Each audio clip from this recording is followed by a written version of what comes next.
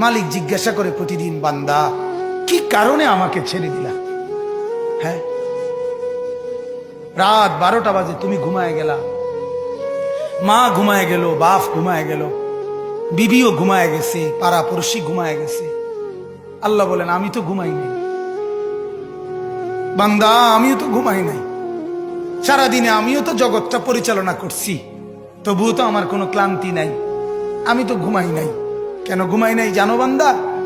রাতের 2টা বাজে যদি তোমার পেশাব করতে হয়, রাতের 3টা বাজে যদি তোমার দরজা খুলতে হয়, তখন যদি তোমাকে উঠতে হয়, আর আমি যদি ঘুমায় যাই বান্দা, তোমারে চোখ মেলে দিবে কে?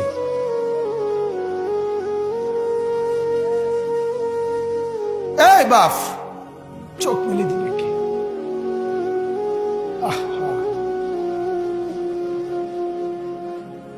আল্লাহ আমাদেরকে মাফ করে। কোরআনুল কারীমের মধ্যে আল্লাহ তাআলা বলছে, ওয়া হুয়াল্লাযী ইয়াতাওয়াফফাকুম বিল-লাইল। কোরআনে আল্লাহ বলে, বান্দা শোনো, প্রত্যেকটা মানুষকে রাত গভীরে যে ঘুম আমি দেই, সেটা ঘুম না, আমি ওয়াফাত দেই, আমি মূলত মৃত্যু দিয়ে দেই।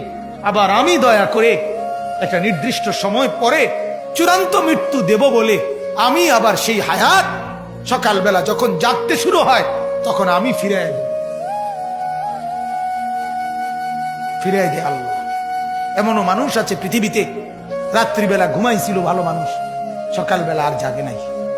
আমার একজন দূরসম্পর্কীয় চাচা আছে, প্রফেসর ছিলেন, ভালো মানুষ ছিলেন, রাত্রিবেলা জলজ্জান্ত মানুষ ঘুমাইছে, সকালবেলা আর দরজা খুলে দেখছে ওই মানুষটা জীবিত ছিল না, মারা গেছে।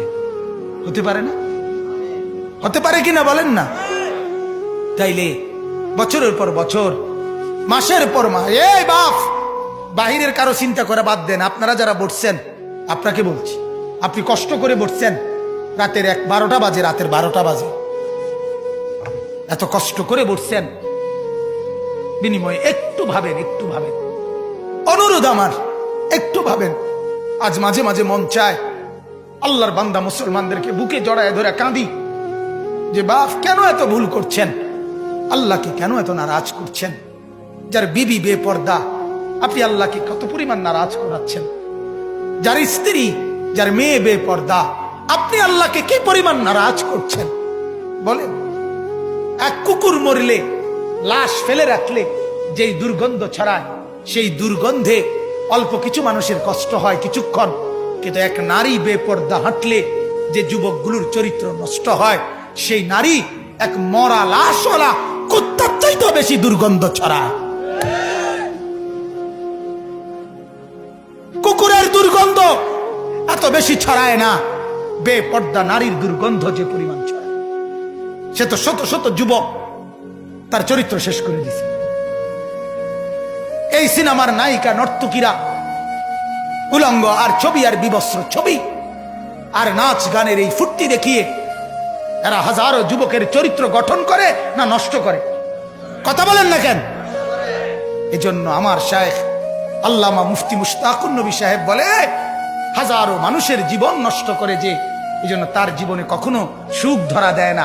এজন্য এই পৃথিবীর জরিফ এটা, আপনি জরিফ চালায়া দেখেন, যত সিনেমার নায়ক নায়িকা, এদের জীবনের মতো দুঃখী জীবন, ব্যক্তি জীবনের মতো কষ্টের জীবন আর কারো নাই। আপনি খবর লাগান, আপনি খবর লাগান, এদের মতো লাঞ্ছনা।